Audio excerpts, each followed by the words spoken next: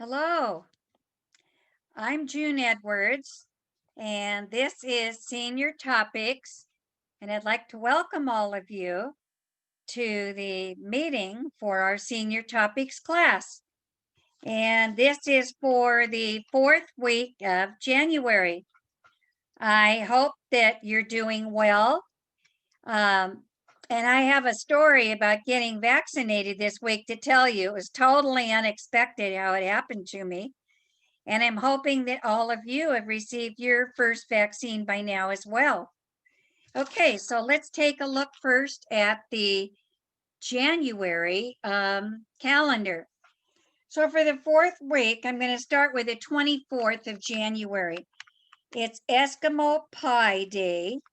And Eskimo pies are those little ice cream sandwiches with ice cream in the middle and chocolate wafer on the outside, top and bottom, and they are really good. Also on the 24th, gold was discovered in California at Sutter's Mill in 1848 by John Marshall. And of course, they couldn't keep it quiet. Sutter asked him to, but it got out really fast. And boy, oh boy, caused a lot of trouble after that. Okay, so then we're going to go over to the 25th of January, and that is opposite day. So I guess you wear a red sock on one foot and a green sock on the other. And if somebody says hello, I guess you say goodbye and you do whatever silly thing you can think of playing the opposite game. Also on January 25th, the first Winter Olympics was held in 1924. My gosh. I don't think they're holding a Winter Olympics this year. I'm really hoping we're able to have a summer one come summer, but we'll see. On January 26th, it's called Australia Day. That's when Australia was first settled in 1788 in January. And I remember it was not winter there, it was summer. Also, on this date, the Pentateuch, which is the Jewish Bible, the first five books, Genesis, Exodus, Leviticus, Numbers, and Deuteronomy. It was printed as a book in Bologna, Italy for the first time. Also on this date, January 26th, is Douglas MacArthur's birthday.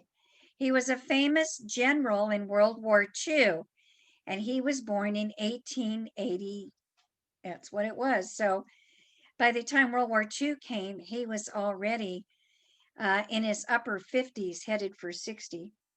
And as Paul Newman, he was a famous actress, his birthday in 1925, and Ellen DeGeneres turned 63 years old this year. She sure doesn't look it. January 27th, National Geographic Society was founded in 1888, and the National Geographic magazine has been coming out ever since with all kinds of scientific discoveries through the years because of that amazing foundation. On January 28th is National Kazoo Day. You know, it's a thing that goes bzz, bzz, bzz, bzz. The way you play it, I can't even describe it. Also, in 1807, 9-year-old Edward VI, not 1807, back in the 1500s, late 1500s, 9-year-old Edward VI succeeded Henry VIII, and we all know about Henry VIII and his many wives, several who were beheaded because of him. In 1807, London's Pall Mall Street was first lit up by gaslight. And in 1813, Jane Austen's book, Pride and Prejudice, was first published in the United Kingdom. Also, 1956, Elvis Presley's first appearance on television on the Dorsey Brothers stage show. This is before he became a big star on the Ed Sullivan Show. January 29th, the Baseball Hall of Fame was established in 1936. It is also National Puzzle Day. January 30th, Franklin D. Roosevelt, our 23rd president, was born in 1882. In 1969, January 30th was the Beatles' last public performance. And in 1977, remember the miniseries Roots? Well, it ended after several hours and episodes. 51% of the total households having TVs in 1977 watched that show. It was the third most watched miniseries in television history. Remember what the first and second were? MASH, followed by Dallas. Who Shot JR? That finale was watched by a lot of people too. And the last day in January, the 31st, is Backwards Day. And also, it's another famous person's birthday. Jackie Robinson, a baseball great, was born in 1919. And that's our calendar. So this week is packed with all kinds of things to remember. The first story that I would like to share with you or discuss is practical ways to simplify your life, from decluttering to getting up a little earlier. Just taking small baby steps can easily add up to a much better, stress-free life. It does seem like a lot of us are under a lot of stress because of the recent contentious presidential election, and also because we've been cooped up for so long because of the COVID-19 quarantine.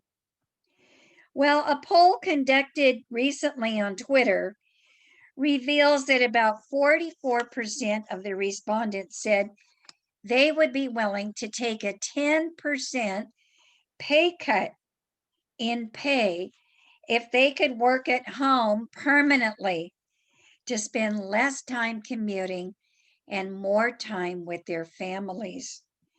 That's a lovely thought, but is it realistic?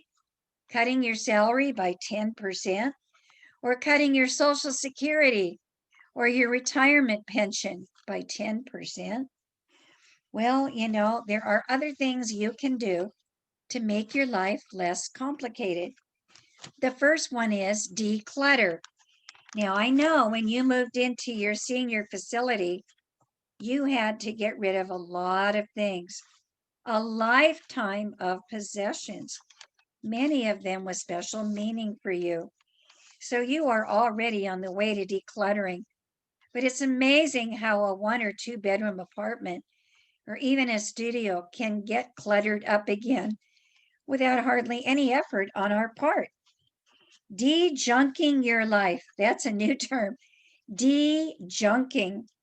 By getting rid of clutter is a cheap, fast, and effective way to become more physically and mentally healthy. You don't have to get a therapist because you can get rid of all the extra stuff that's bugging you and in your way. It's also the path to emotional and intellectual happiness. Get rid of one thing, one little tiny thing, every day for 30 days and see how much less cluttered your living space becomes. Another one to think about is share, lend, borrow, or rent. Part of the reason that we love to shop so much and have such a high amount of clutter is because we think we need to personally own everything we use. Before you agree to complicate your life further with another possession, consider the alternatives: sharing, lending, borrowing, or renting something. Another thing is to get up earlier. Now, this one's hard for me. So I love that extra time to sleep in. The best hour of the day, according to them, according to the Epic Times, is the one right before you normally get up. That is if you are a morning person. It may take you a few weeks to truly enjoy that hour, but when you create the habit, you will be amazed by the simplicity those 60 quiet, stress-free minutes will add to your day. Now, that's a little bit hard for me to think about doing, but I could try to get up 10 minutes earlier. And then when I'm used to that, maybe later, 20 minutes earlier. So that would be the way to start with that one. Okay, another one in the paper. Write things down. Oh, yes. Write down the things you need to remember, and then you can forget everything else. Don't allow your mind to dwell on things like politics or finances over which you might not have that much control. Another one that's really important, and I have to tell myself this one: unplug. Turn off the TV and activate the do not disturb sign. Our household TV viewing and time on social media eats up all the minutes in our day. It can really affect your purchasing and lifestyle choices. It can make you want things you don't really need. If you're addicted to television, kicking the habit and substituting reading a good book, working on a crossword puzzle, because it is puzzle day this week, or getting on the phone and talking to a dear friend, or writing an encouraging note to somebody who needs it. Those are good things that can give you satisfaction in your life. And the last one, cultivate contentment. We can choose to be happy with what we have. Memorize these 8 words: buy what I need, want what I have. Buy what I need, want what I have. The social imperative that you have to consume and buy to be happy is not really true. It just makes us dissatisfied. So we don't have to always be comparing ourselves to others. It takes a conscious effort to desire less.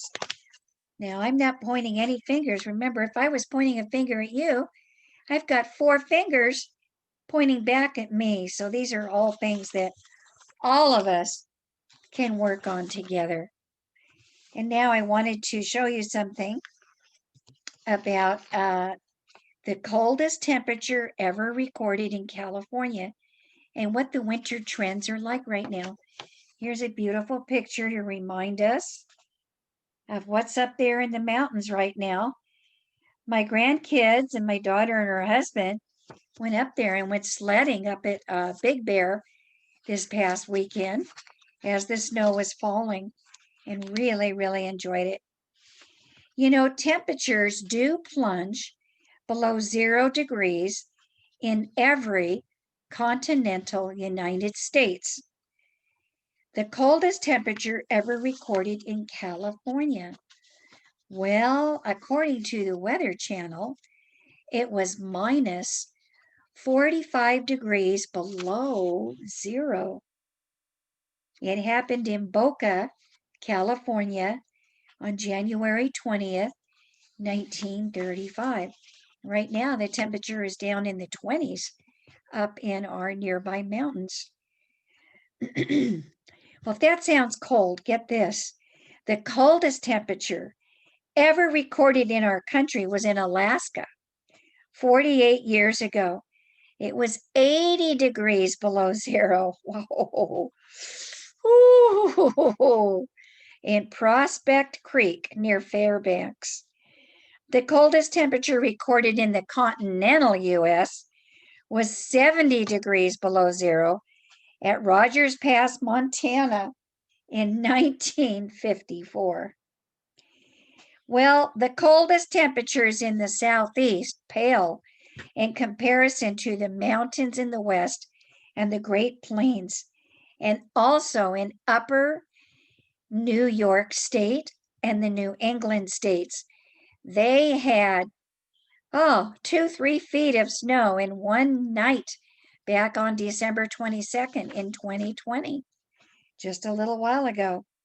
And don't forget, just a couple weeks ago, we had weather where we had hailstones in La Habra and Hacienda Heights, and kids who never get to see the snow were out there playing in it for one beautiful winter-filled day just a couple weeks ago here.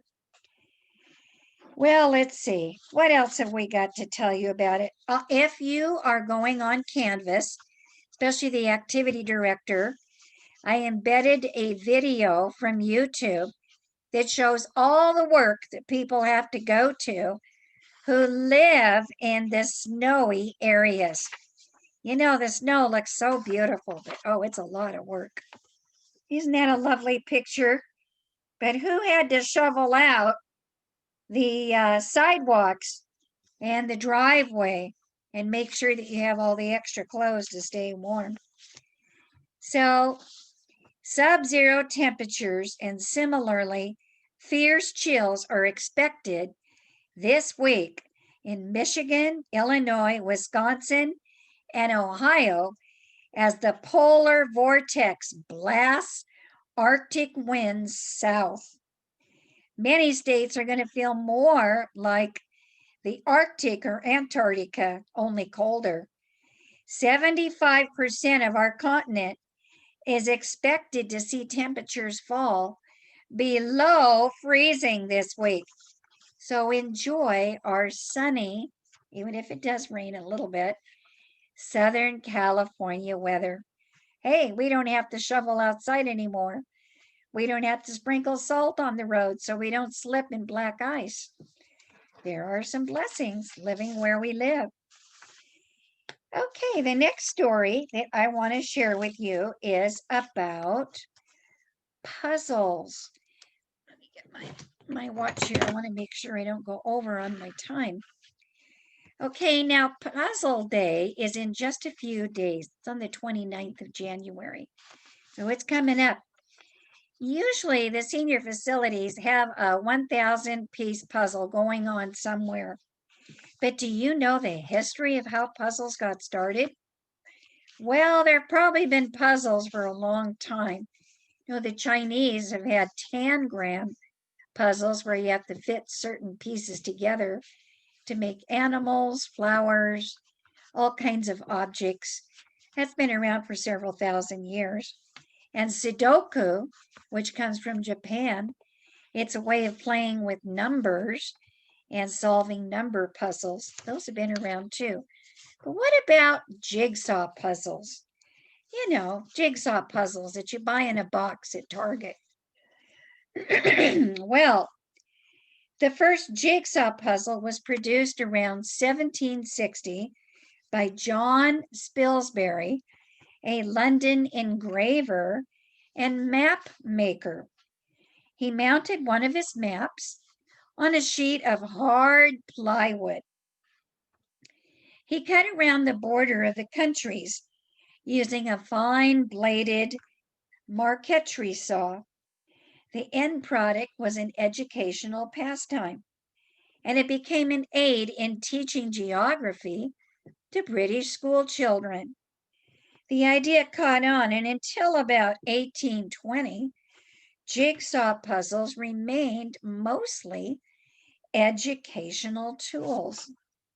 In 1880, with the introduction of a new saw called the treadle saw, these puzzles now became known as jigsaw puzzles. They were actually cut by a fret saw, not a true jigsaw. I'm sorry, I don't know my saws, but maybe one of the men in the class does. Towards the end of the century, they started using plywood instead of hardwood to cut costs. They would glue on illustrations or paint a picture on the front of the wood. Then there were pencil tracings on the back to show where to make the cuts. Pencil tracings can still be found on some of the older puzzles, which are very valuable and collected by puzzle enthusiasts today. What about cardboard puzzles? That's pretty much what we see these days. They were first introduced in the late 1800s. First, they were used for children's puzzles.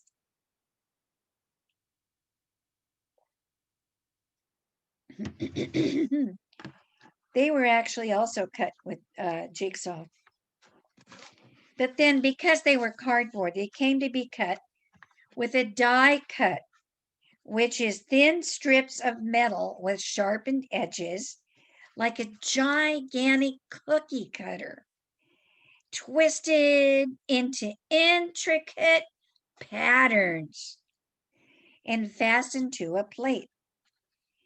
Then they were placed in a press and pressed down on the cardboard to make the cut of the pieces. That's why sometimes some puzzles are not cut all the way through, and you have to kind of help pull the pieces apart. So, in the early 1900s, both wooden and cardboard jigsaw puzzles were available.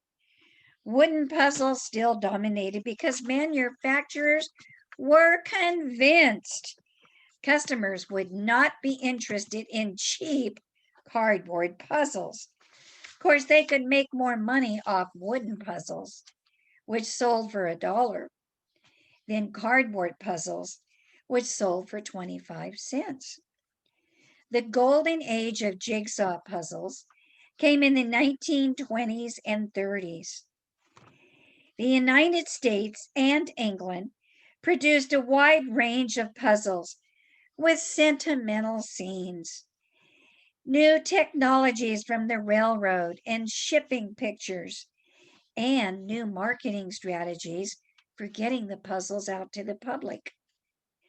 One strategy was to make cardboard puzzles more intricate and difficult, so now adults wanted to put them together as well as children. Another was to use jigsaw puzzles as premiums for advertising purposes. Einstein Freeman of Long Island City in New York began this in 1931, making puzzles that were given away with toothbrushes. Other premiums followed, but more important to the jigsaw puzzle's success was the introduction of the weekly puzzle in newspapers and magazines. This practice began in September 1932, right during the depths of the Depression. Initially, they printed 12,000 puzzles.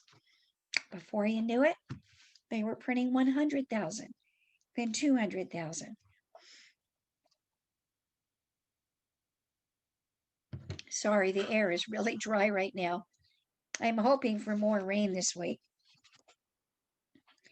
It might seem odd at first that a non-necessity like a puzzle would sell so well during the Depression, but it brought a good deal of entertainment for a very small price. The weekly jigsaw puzzle in the newspaper could be a solitary or a group activity, and it could enjoy their time for hours. And of course, you could recycle a jigsaw puzzle. You could break the puzzle up once you completed it and pass it on to somebody else. Also, jigsaw puzzle enthusiasts during the Depression discovered what many people in our own time, especially during the quarantine, are discovering, that working on a jigsaw puzzle is a great way to release and reduce stress. It's also good for the memory banks. Really builds up the patterning of a puzzle, really builds up intellectual new brain cells. And we can all do with building new brain cells. Well, the popularity of puzzles has waxed and waned since the Depression, but right now they're very popular. They are still used in school to teach geography. You remember putting a puzzle together of the 50 states, and that's how you learned your states and your capitals. And I tell you, they are a healthier pastime than sitting in front of the TV all night or playing vulgar or violent computer games. And they can be very addictive. They're also rather harmless. Now, what do you call a person who studies puzzles? Let's see if I can pronounce this word. That person, it's a good Scrabble word. Metagrobology. Metagrobologist is a term for one who does and makes puzzles. Well, I am a metagrobologist, and maybe you are too.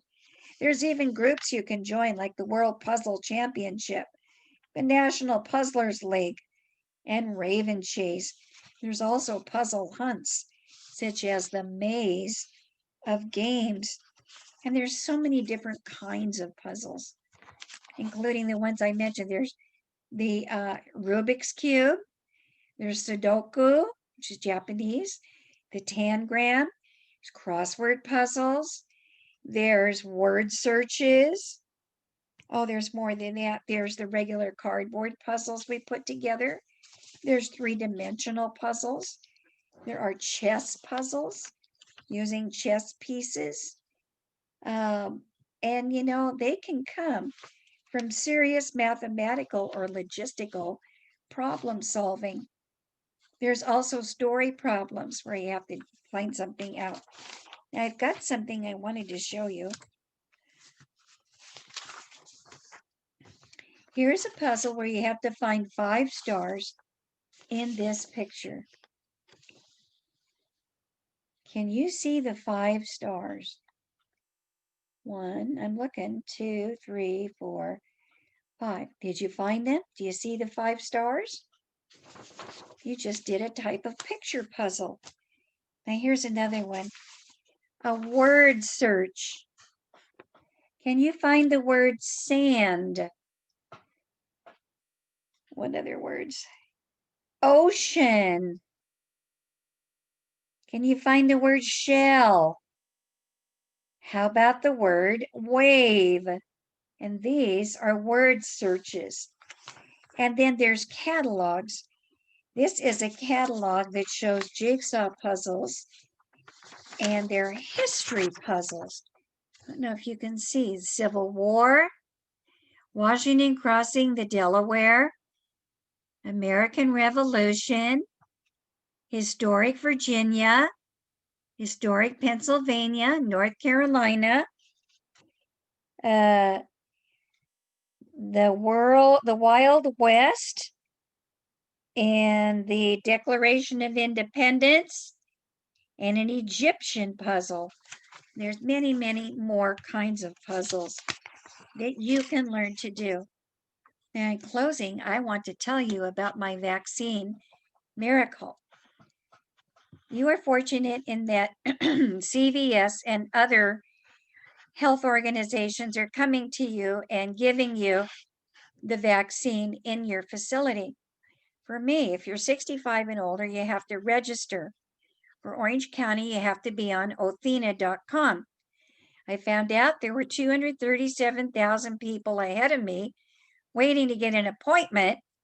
And after they get the appointment, it's going to take another month to actually get the first vaccine. I found out about another place in East Anaheim Community Center, way out on Santa Ana Canyon Road. My friend got an appointment there Friday for 1:30. I went out Wednesday and tried to speak to someone. I got on their list to get an appointment, but I did not have an appointment. I decided to go along with her to keep her company. It was about a 30-minute drive for us east. So we went out there. She had her appointment. They told me to wait outside. I got very depressed thinking about, when am I ever going to get my vaccine? When am I ever going to get relief from worry that I could get COVID-19 and pass it on to one of my loved ones or get really sick from it. So then my friend called me on the phone, said, come over here, get in line. I think they have extra shots and they're going to throw them out. I got in line, and lo and behold, they accepted me as the third person as a standby in case there were extra shots so that they would not have to throw them out, because this is a very delicate, highly perishable solution in the vaccine. Well, long story short, I got my vaccine. When I was sitting there for 15 minutes in the waiting room, I could hardly believe it. And a nurse came up and told us, she said, this is such a fluke. We're not even supposed to be here. But we decided to try an experiment. We're just selecting a very few small senior community centers, opening them up once a month. And it's all by hearsay. And it's not even advertised. It's not even on the radar. And seeing how smoothly we can run it in hopes of maybe when we do get more vaccines, we can use them at a smaller facility. And that's where we were. And then we started calling up other friends. And 4 more of our friends, we said, get down here right away. They have extra shots. And people are lining up who can prove they're 65 or older. And they're letting them have it without an appointment till they use up all the extras.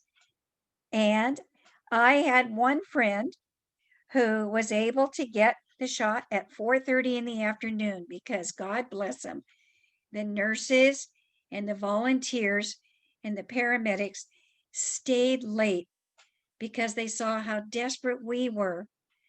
And they are so dedicated to their job. God bless our health officials. I tell you, these people that are working out there, it was a windy day. Some of them had to sit out there in that wind that was blowing like crazy out there. And who knows, maybe they're sitting out in the rain another day, but they want to help us. And there are more centers that are going to be opening up, as I found out from a phone call later on. So that's it for tonight. Well, let's see. I'm recording this at night, but you're going to be seeing it in the morning. God bless each and every one of you. There is light at the end of the tunnel. We will get back together sometime this year. I know it. I just feel it in my bones. And I look forward to seeing you and having a cup of coffee with you. Bye, everybody. Take care and stay safe. I love you all.